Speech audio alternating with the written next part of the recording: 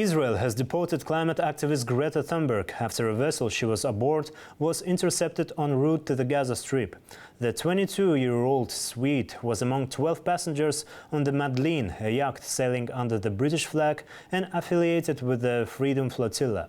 It's a coalition of pro-Palestinian activists aiming to breach Israel's long-standing naval blockade of Gaza.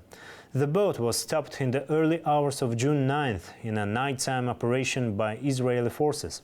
According to Defense Minister of Israel, Israel Katz, the vessel was boarded and redirected to the port of Ashdod. Thunberg and the others, including 6 French nationals, had intended to deliver a symbolic cargo of humanitarian supplies, such as rice and baby food, to Gaza. The activists say their mission was also designed to draw international attention to what they describe as a deepening humanitarian crisis in the besieged Palestinian territory. Reacting to the incident, French President Emmanuel Macron condemned the blockade, calling it a shame, and reiterated calls for access for humanitarian aid into the Gaza.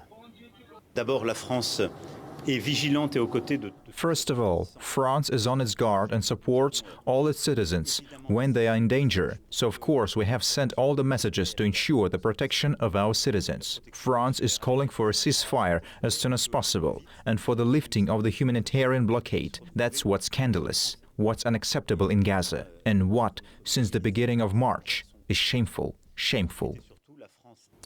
Humanitarian organizations are calling for an end to Israel's blockade of the Gaza Strip, imposed 2 months ago alongside renewed military operations against Hamas. According to the International Committee of the Red Cross, essential supplies, including food, fuel, medicine, and even clean water, are running dangerously low. The organization says humanitarian operations are on the brink of collapse. Israel maintains that the blockade is a necessary measure to pressure Hamas into releasing hostages.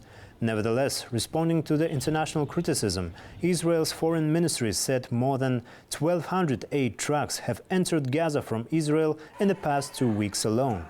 UN Secretary-General Antonio Guterres has demanded the immediate lifting of all restrictions on humanitarian assistance. He also urged the international community not to lose sight of long-term political actions, calling once again for renewed efforts toward a two-state solution. It is absolutely essential to keep alive the two-state solution perspective with all the terrible things we are witnessing in Gaza and in the West Bank.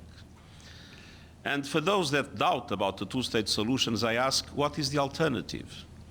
Is it a one-state solution in which either the Palestinians are expelled or the Palestinians will be forced to live in their land without rights? That would be totally unacceptable.